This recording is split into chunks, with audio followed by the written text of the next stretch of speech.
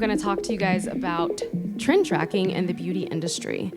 Now, before we get into this talk about beauty, I did want to share a little bit about myself. So here on the screen, you can see a lot of the different companies I've been involved in, but I actually wanted to speak a little bit more about who I am. And if there was one word to describe me, it would be that I am curious, insatiably curious.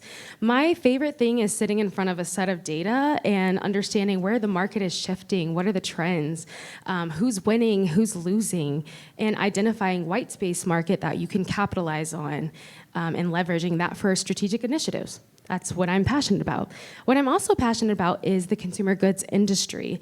And I have had the ability to and the opportunity to build, launch, grow, accelerate, and reinvigorate some of the world's most loved brands. It's been an exciting journey.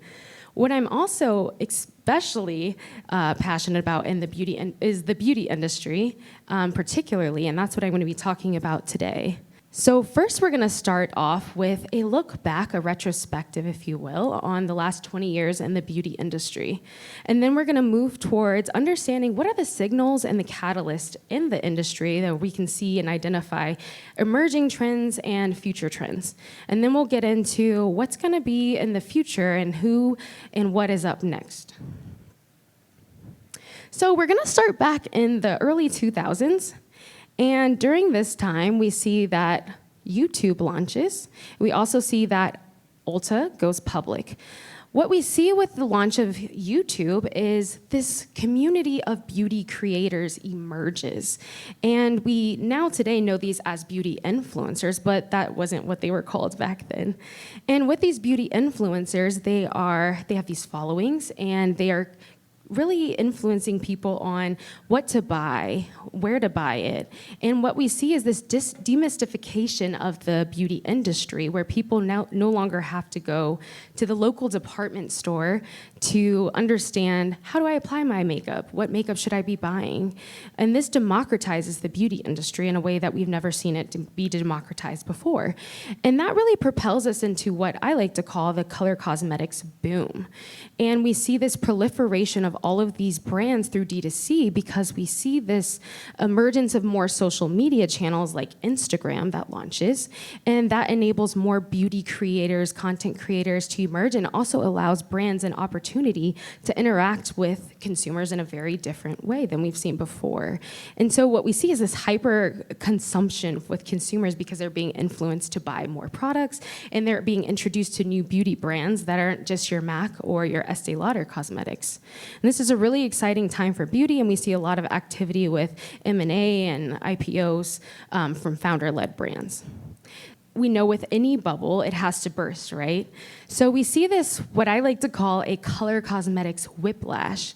And so we see consumers stepping away from the matte makeup and the pomade brows, and we see them moving into more of this glowy, natural kind of look and aesthetic. And we see the rise of brands like Glossier.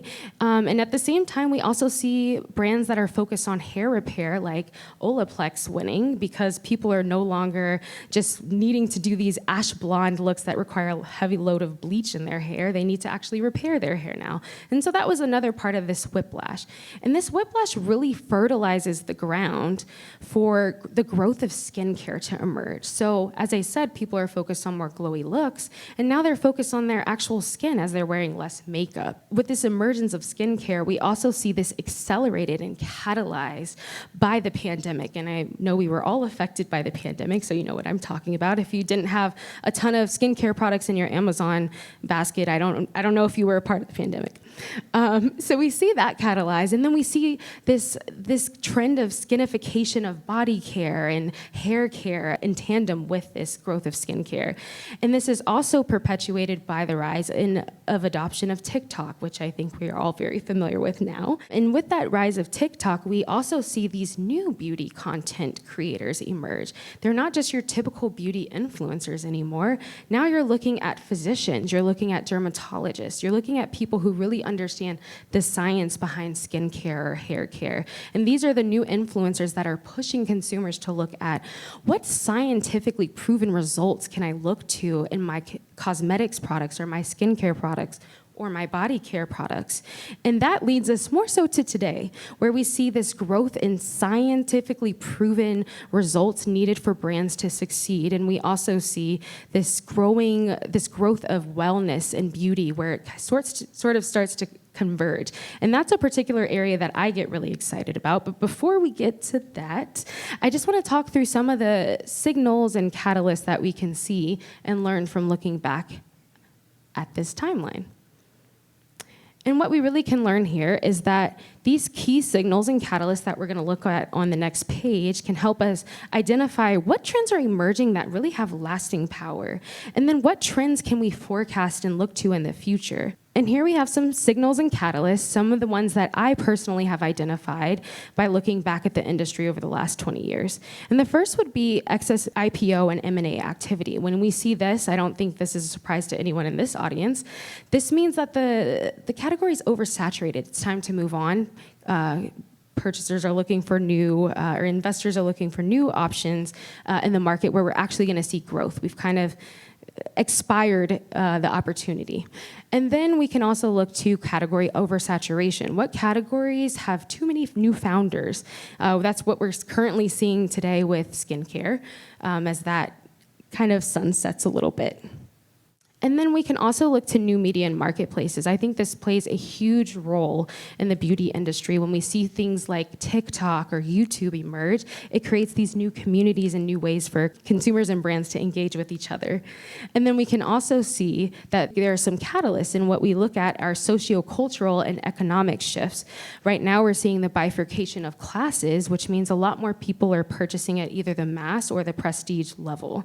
And we have seen a lot of resiliency from the prestige category in today's economic climate. We also can look at high growth categories that corporations quite haven't penetrated yet. Those are going to be categories that we see a lot of growth and that, we'll see a lot of future M&A activity likely. And then we can also look to advancements in surrounding industries or other industries. I particularly get excited about how biotechnology is going to be influencing the beauty industry going forward. So the question is, where is beauty evolving? But I think the better question is, what is evolving around beauty? So looking here, I have just a few categories that I think are going to emerge as front runners within the beauty industry. So first, I would look at wellness. We're going to see a lot more of supplements, which I think we see currently, but we're going to see more of ingestibles. How are you using food and beverage to achieve whatever beauty results, vanity results you're looking for? We're also going to see a lot more with biotechnology. I think you saw on my timeline the acquisition of K18 by Unilever earlier this year, and that brand specifically focuses on building bonds or rebuilding bonds at the molecular level. And I think we're going to see a lot more of those scientific advances leveraged in the beauty industry.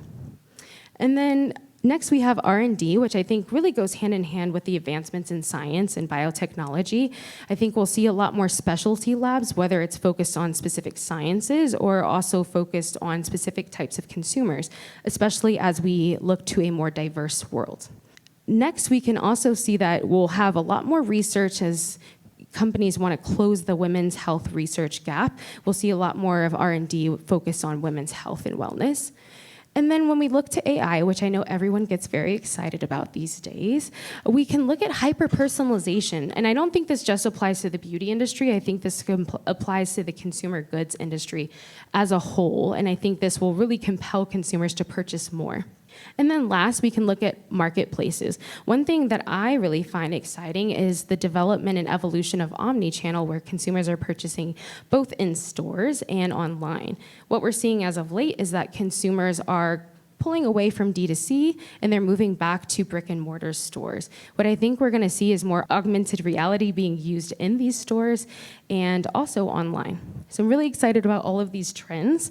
I'm going to wrap it up there, and I also wanted to give a special thank you to everyone who has helped me and been involved in my journey to venture capital. So thank you.